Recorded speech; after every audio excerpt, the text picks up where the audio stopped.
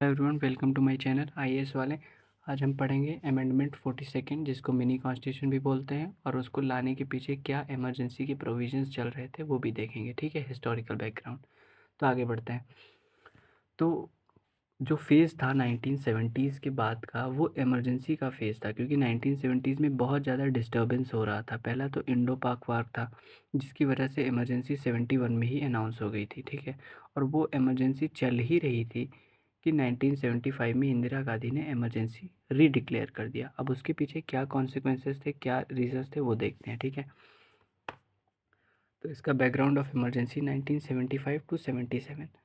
तो 1975 में इंदिरा गांधी के ऊपर हाई कोर्ट का एक डिसीजन आता है। वो इसलिए आता है क्योंकि इंदिरा गांधी बरेली के इलेक्शन में कुछ माल प्रैक्टिसेस में फंसती हैं, जिसकी वजह से हाई कोर्ट में कोई पिटीशन फाइल करता है और हाई कोर्ट का जजमेंट आता है कि इंदिरा गांधी को justice Jagmohan Lal found Indira Gandhi guilty of electoral mall practices and Baird her from holding office for 6 year. तो जो जस्टिस जगमोहन लाल होते हैं इलाहाबाद हाई कोर्ट के जस्टिस, वो इंदिरा गांधी को गिल्टी पाते हैं और उन्हें इलेक्शन होल्ड करने से, कोई भी ऑफिस होल्ड करने से 6 ईयर्स के लिए बैन कर देते हैं। ठीक है, और इसी की वजह से एक ये रीज़न होता है और एक ये भी रीज़न होता है कि जेपी नारायण, जयप्रकाश नारायण, बिहार के एक पॉलिटिकल लीडर होते हैं ऑपोजिशन के।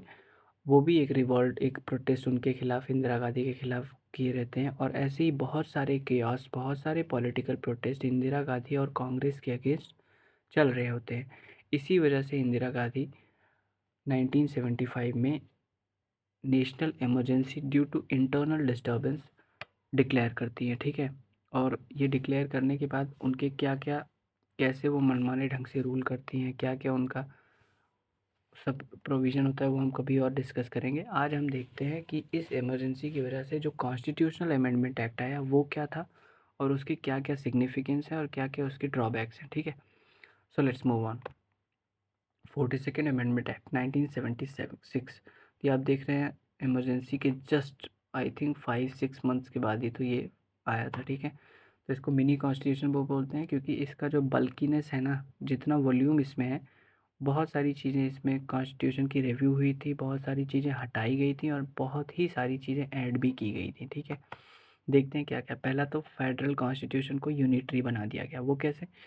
क्योंकि हमारा जो कॉन्स्टिट्यूशन है वो फेडरल पावर है, लेकिन इसमें इंदिरा गांधी ने यूनिटरी फीचर्स को और ज़्यादा बढ़ा दिया। कैसे बढ़ा दिया वो भी हम देखते हैं। एक प्रेसिडेंट की पावर को बहुत ज़्यादा बढ़ा दिया गया कि प्रेसिडेंट किसी भी लॉ को ओवर रूल कर सकता है और उसे रिफ्रेम कर सकता है। ठीक है, और एक सुप्रीम कोर्ट के जुडिशरी पावर को भी कम किया गया कि जुडिशरी कई सारी चीज़ों को ना जुडिशियल रिव्यू में चेंज कर सकती थी, कई किसी भी लॉ को अनकॉन्स्टिट्यूशनल कह सकती थी। वो जुडिशरी का पावर था जिसको इस एक्ट ने चेंज कर दिया, काफ़ी हद तक कम कर दिया, इसीलिए जुडिशरी की पावर को भी कम किया गया। तो फेडरलिज्म के कुछ जो पिलर्स होते हैं ना, उनको बहुत धीरे धीरे करके रिड्यूस किया गया। एक जुडिशरी की पावर को कम किया गया, प्रेसिडेंट के पावर को बढ़ा दिया गया और फंडामेंटल राइट्स का सस्पेंशन कर दिया गया।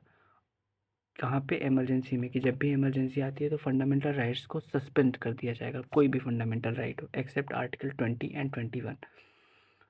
और नेशनल इमरजेंसी के टाइम पे वो भी सस्पेंड हो जाती हैं। ठीक है, और लोकसभा के टेन्योर को 1 ईयर बढ़ा दिया गया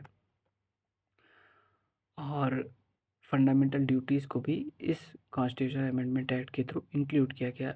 ऑलमोस्ट 10 फंडामेंटल ड्यूटीज़ ऐड की गई जो कि कॉन्स्टिट्यूशन के पार्ट 4 ए में एडेड है। Article 53A, the single article included all the fundamental duties. ठीक है, तो अब एक बार पूरा समराइज़ कर लेते हैं क्या होता है। 42nd अमेंडमेंट एक्ट 1976 में आता है। इसमें इंदिरा गांधी बहुत ही आर्बिट्रेरीली रूल करते हुए, बहुत ही मनमाने ढंग से रूल करते हुए इमरजेंसी प्रोविजंस लेके आती हैं और इस अमेंडमेंट एक्ट को इम्पोज करती है। इसमें क्या होता है, कॉन्स्टिट्यूशन के फेडरल फीचर को मैक्सिमाइज करके मैक्सिमम तरीके से यूनिटरी बनाया जाता है।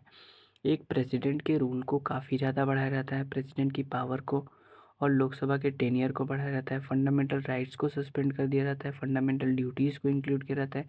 और एक मेजर जो कई बार क्वेश्चन पूछा जाता है कि प्रीएम्बल में क्या चेंज आता है इस अमेंडमेंट एक्ट के थ्रू, वो रहता है कि प्रीएम्बल में जो सेक्युलर, डेमोक्रेटिक, रिपब्लिक रहता है उसमें सोशलिस्ट वर्ड ऐड कर दिया जाता है, एक India as socialist secular democratic republic. और जो इंटीग्रिटी ऑफ द नेशन रहता है उसमें यूनिटी वर्ड को भी ऐड कर दिया जाता है। तो दो चेंजेस प्रीएम्बल में लाते हैं, एक यूनिटी ऐड करते हैं और दूसरा सोशलिस्ट, ठीक है। ये भी एक चेंज लाते हैं और डीपीएसपी में चेंज लाते हैं, बहुत मेजर चेंजेस लाते हैं। लेकिन सारे चेंजेस को तो आप पढ़ेंगे नहीं, इंपॉर्टेंट चेंजेस को पढ़ेंगे।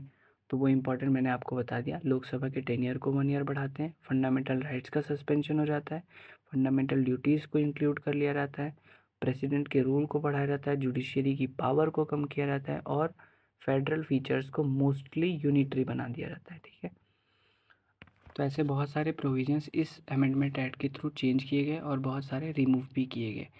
और आप भी देख रहे हैं कि इसमें कितने सारे फीचर्स ऐसे हैं जो नार्सिस्टिक गवर्नमेंट को दिखलाते हैं, कि कई सारे फीचर्स हैं जो डेमोक्रेटिक गवर्नमेंट में नहीं होने चाहिए।